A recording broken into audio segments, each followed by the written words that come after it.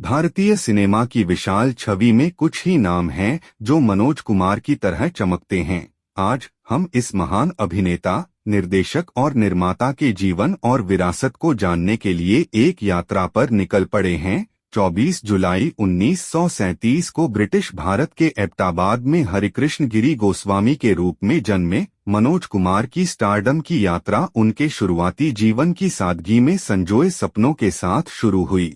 1950 के दशक के अंत में बॉलीवुड में उनके प्रवेश ने एक करियर की शुरुआत में मनोज कुमार के शुरुआती वर्षों में उल्लेखनीय बहुमुखी प्रतिभा का प्रदर्शन हुआ। 1970 में मनोज कुमार ने एक ऐसा प्रदर्शन किया जो पीढ़ियों तक गूंजता रहेगा। पूरब और पश्चिम ने न केवल उनके अभिनय कौशल को प्रदर्शित किया, बल्कि सेल्यूलाइड पर भारतीय देशभक्ति के प्रतीक के रूप में उनकी स्थिति को भी मजबूत किया।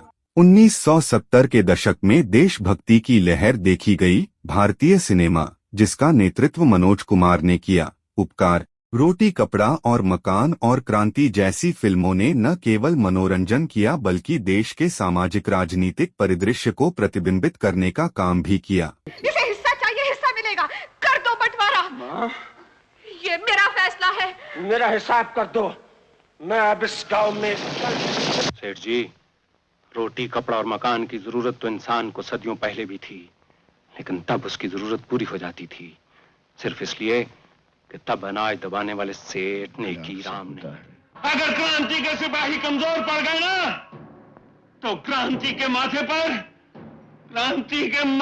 सदा के लिए कलंक लग जाएगा, कलंक। अपने अभिनय कौशल से परे मनोज कुमार ने निर्देशन में कदम रखा और ऐसी कहानियां पेश की जो मनोरंजन से परे थीं। शोर और 10 नंबरी जैसी उनकी निर्देशित फिल्में सामाजिक मुद्दों को संबोधित करने की उनकी प्रतिबद्धता का प्रमाण थीं।